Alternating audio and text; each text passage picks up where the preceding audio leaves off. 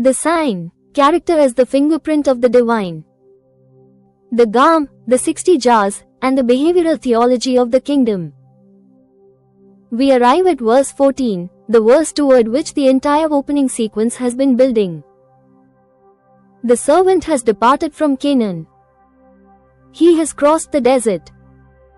He has arrived at the threshold of Haram. He has made the camels kneel. He has prayed the architecturally precise, theologically dense prayer of verses 12 through 13. And now the prayer reaches its most specific, its most testable, its most revelatory moment. He defines the sign. Let it be the young woman to whom I shall say, please let down your jar so that I may drink, and she shall say, drink, and I will also water your camels. Let her be the one you have appointed for your servant Isaac. By this I shall know that you have shown haste to my master. The Gam. The smallest and most weighty word in the prayer. The entire theology of the sign rests on a single Hebrew word, Gam. The word means also, and, to, in addition. 2 letters, Gimel and Mem.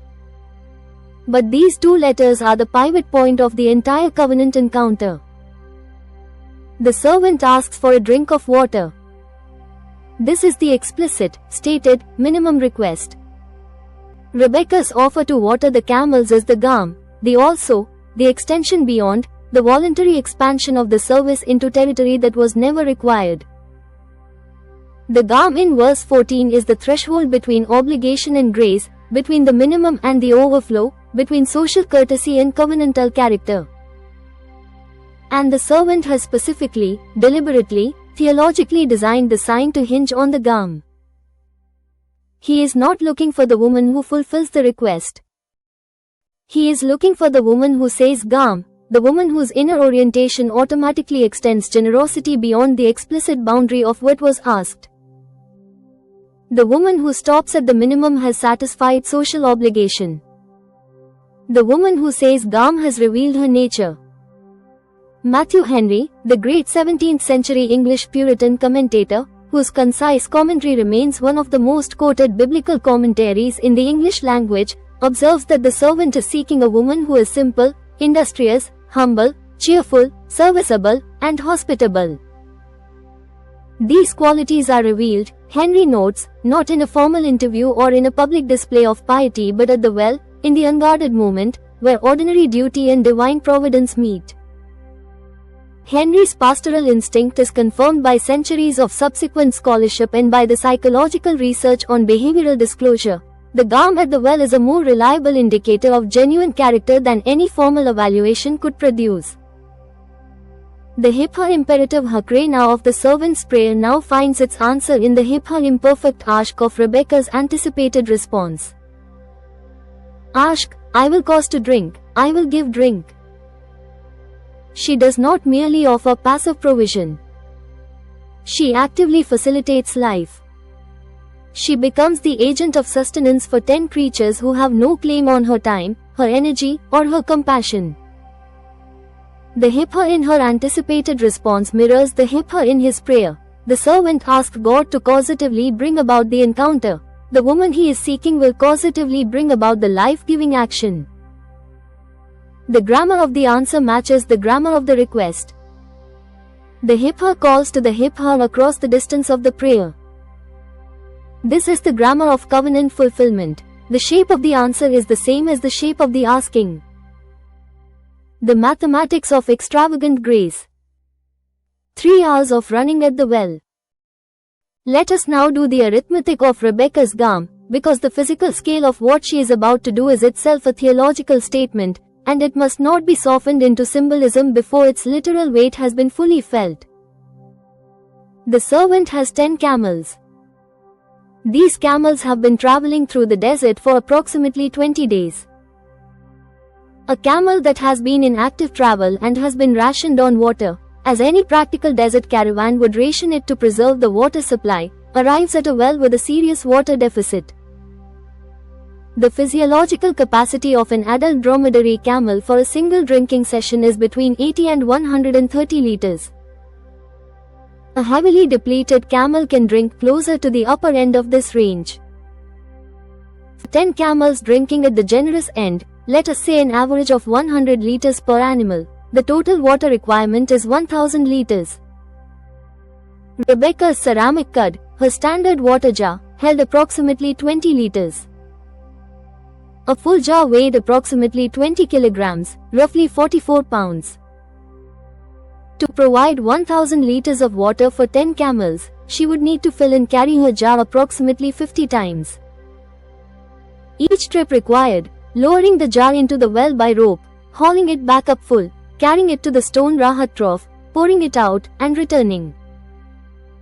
The well and the trough were separated by approximately 10 meters in a typical ancient installation. Each round trip required approximately 3 minutes at a brisk walking pace. 50 trips at 3 minutes each, approximately 2.5 to 3 hours of sustained physical labor. The verb the text will use in verse 20 is watarats, she ran. She did not walk. She ran. In the long woolen garments of a second millennium woman in the Haram plain, garments that reached to the ankle and were belted at the waist, with a 20-kilogram ceramic jar, she ran.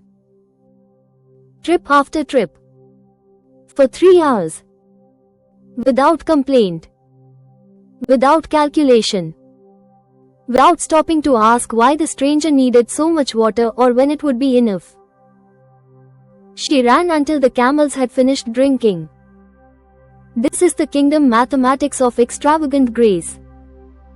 Paul in Ephesians 3 verse 20 calls God the one who is able to do hyper-ekperisu, the Greek compound that piles 3 words of excess on top of each other, beyond, out of, overflowing. Beyond, out of, overflowing abundance. This is the quantity that Rebekah's water drawing embodies.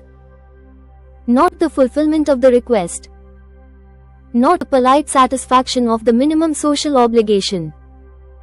But 3 hours of running, 50 trips, 1000 liters, until every last camel has drunk its fill and the rahat is still flowing and the gam has been honored beyond any reasonable expectation of generosity. This is the nature of the woman who will become the mother of Jacob and Esau, the grandmother of the 12 tribes, the ancestress of David and Solomon and the entire royal line, the foremother of the Messiah. The servant as non-invasive discernment. The logos function and the filter mechanism. Notice with care what the servant does not do. He does not manipulate Rebekah. He does not test her through coercion or pressure or the authority of Abraham's name. He does not construct an artificial situation designed to extract a specific behavior. He does not arrange for her to see the thirsty camels prominently positioned so that she will feel obligated to respond. He simply asks for a drink of water, the most natural and manipulative request one human being can make of another at a well, and then he observes what emerges from her freely, spontaneously, without pressure or performance. The documents you have shared identify this beautifully as non-invasive discernment, the highest form of the discernment function. The servant sets conditions and observes emergence. He creates the framework within which truth can reveal itself, and then he gets out of the way and lets the truth do its own work. This is the opposite of manipulation, which tries to force a specific response through pressure or deception. It is the opposite of passive observation, which offers no framework within which character can become visible. It is the third path, the path of structured openness, of guided encounter, of the prayer that asks God to make the alignment visible without forcing the evidence. The documents also identify the servant as representing what might be called the logos function of the inner life, the structured, discerning, ordering intelligence that operates between intention and manifestation. He is not desire. Desire is more elemental and less structured. He is not raw intuition. Intuition has no roadmap. He is discernment in organized motion, the executive intelligence that receives a purpose from a higher source, organizes resources in alignment with that purpose, positions itself strategically in the field of the mission, creates a framework of recognition through which the answer can be identified, and then waits, in the pillar-like stability of Nitzab, in the total presence of Hin Anoki, for the answer to reveal itself. And Rebekah, in this reading, represents what the documents call the integrated soul function, embodied readiness, the part of the psyche that is already aligned with life-giving flow before the decisive encounter arrives. She is preparedness without self-consciousness. Her generosity does not require deliberation because it is not a policy she has adopted but a character she has become. When the servant's discerning intelligence meets Rebekah's embodied readiness at the eye of the water, what happens is not the creation of something new but the recognition of something that was always there, in both of them, formed by God for this encounter, waiting for the evening and the well and the gam. U-vah edah. The deepest knowing and the relational epistemology of the covenant. The prayer closes with u-vah edah ki asita haste I am Adonai, by this I shall know that you have shown haste to my master. The verb yada, to know, is the most intimate verb in the Hebrew lexicon. It is the word used in Genesis for the deepest covenant intimacy between husband and wife.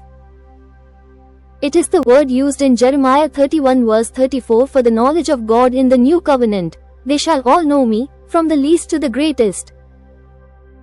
It is a knowing that is not primarily intellectual, not the acquisition of information about a subject from a safe distance, but relational and participatory, the knowing that comes from being in the presence of, from the encounter itself, from the recognition that arises when two covenant realities meet.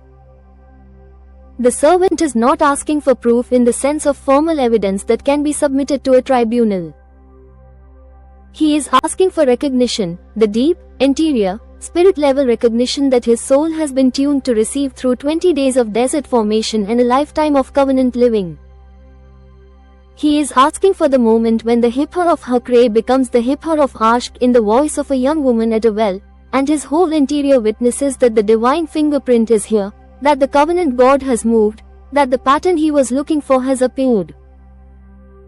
This is the epistemology of the covenant life, not the cold, spectatorial knowing of the detached observer who demands verification from outside the relationship, but the warm, participatory, covenant-formed knowing of the one who has been schooled by relationship with the covenant God into a sensitivity to the movements of that God within the ordinary flow of life.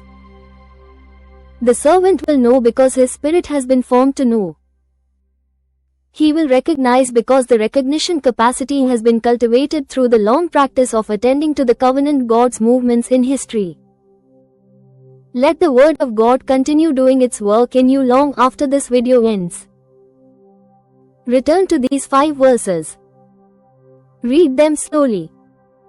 Read them in the way you would walk through a sanctuary, one step at a time, fully present to what each step reveals. Let the servant's prayer become your template. Let the camel's kneeling become your permission. Let the evening well become your regular meeting place with the God who has been waiting there since before you were formed. Subscribe to this channel. Like this video. Share it with the thirsty. Send it to the one who is in the desert.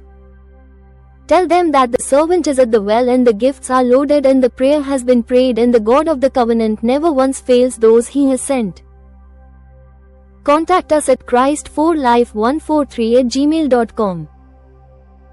We welcome you into this community of people who take the word seriously because the word has taken them seriously. Stay tuned for the next video. Join us next time as we continue verse by verse.